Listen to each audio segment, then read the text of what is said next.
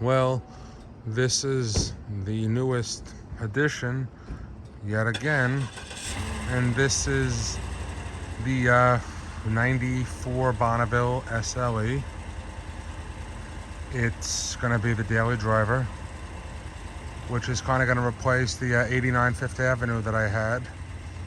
This car is newer, it's better on gas and everything else. So that being said, like I said, it's a one owner. It's fairly equipped. And the only real damage is that little dent you see on the door and the tiny little crease in the back door. But like I always say, that's better for me because it's not a show car and I could just get in, drive, and not have to worry about anything, even if something were to happen. So I guess we'll do the once around. And you can see it's got the factory sunroof. Nice option. The only real thing is I wish it had the nicer rims. These rims are okay, but I like more of the honeycomb rims on the Bonneville. But nonetheless, so it's got the special SLE badge. The regular Bonneville would just have a regular Pontiac logo, not in a circle, and it wouldn't be black.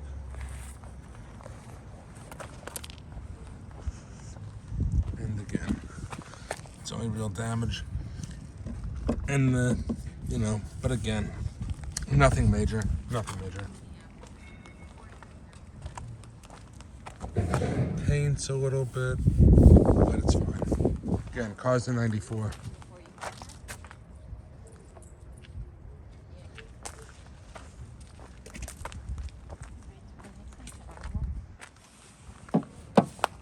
Nice spoiler.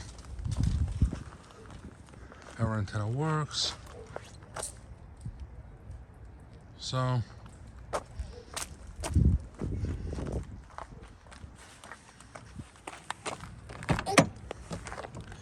interior is pretty nice, except for this one little rip on the seat. But otherwise, the interior is excellent. Radio controls on the wheel, which I love. Nice full gauge package in Pontiac fashion. Traction, so let's climb in. Also factory keyless, which is pretty nice. And the fact that it works, even nicer. I also wish it had the electronic climate control, but it's one less thing to break. So we'll start it up.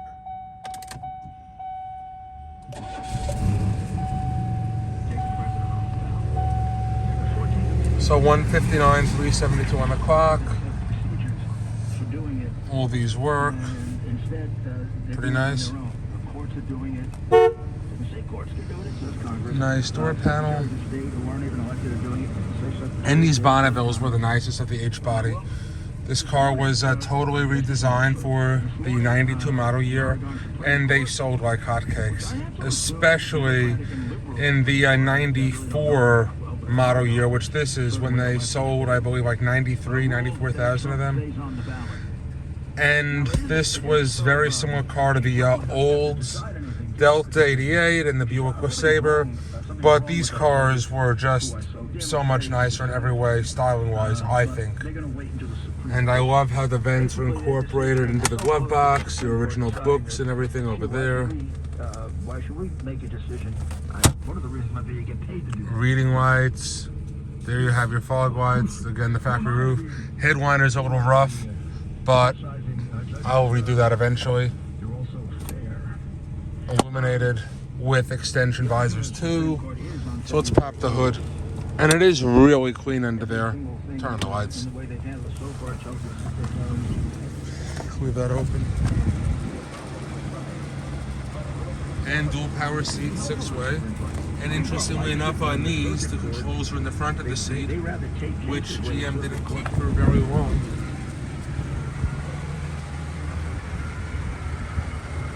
And fog lights too, which do work.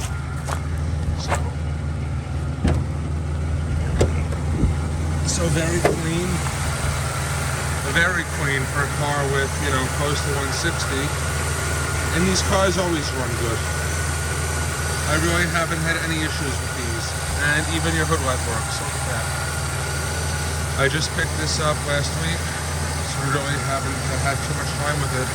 In fact, I've probably only put like 10 or 12 miles on it.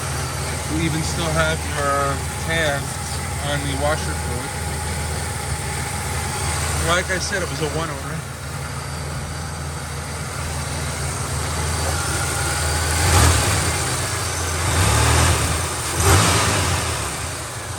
These really are great motors.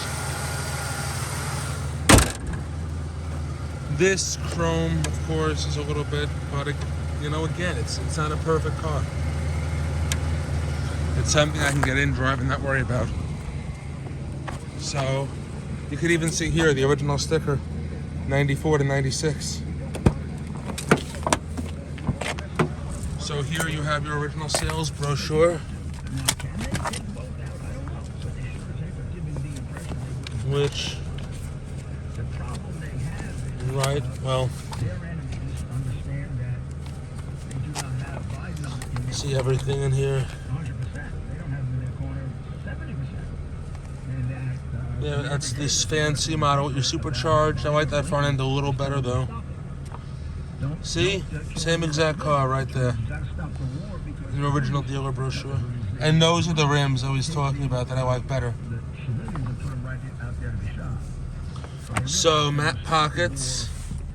You have rear vents and lighter.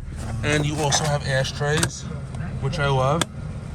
Very reminiscent of the old school cars. You have your rear cup holders, armrest, and storage. And you still even have your old school GM belts.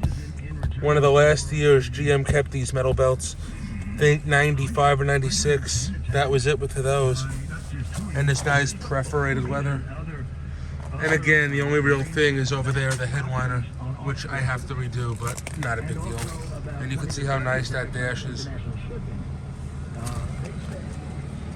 You open the trunk with your release right there on the door, which is popped.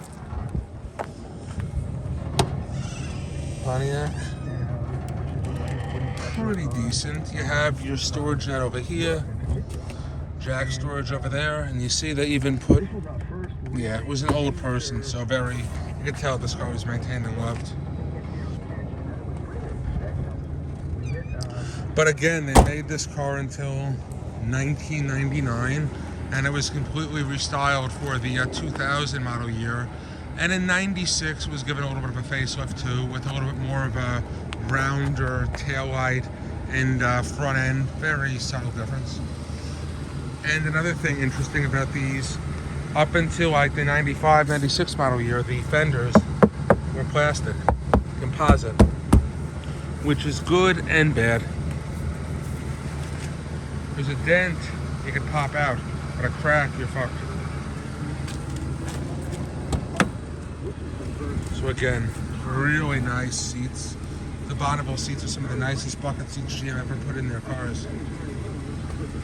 Adjustable seat belts. Just a really sexy, sharp car. Everything about this I love. I had one of these a long time ago in '99. That was an SSEI that I smashed up. But for now, this is just an everyday car I can get in and go and not have to worry. So, let's shut the radio. I can't figure out what she's saying. Also, your Twilight Sentinel, one of my favorite GM features. And I love the gauge cluster in this too, how you got everything. They didn't hold back. So your ashtray is over there. 4-speed auto with traction. And on your SSEI, you would also have a touring mode for suspension and the performance mode. And then you would have a shift mode here too. So these are blanks on this, but on the SSEI, these will be buttons. And this blank would have your seat controls for your 16-way or 20-way power seats, which those seats really are incredible. No auto-dimming mirror, unfortunately. Wish we did, but we don't. Do have your power mirrors. And these cars are just very durable. And you gotta love your Pontiac red. Shut that off. Retained accessory power. Another cool GM feature.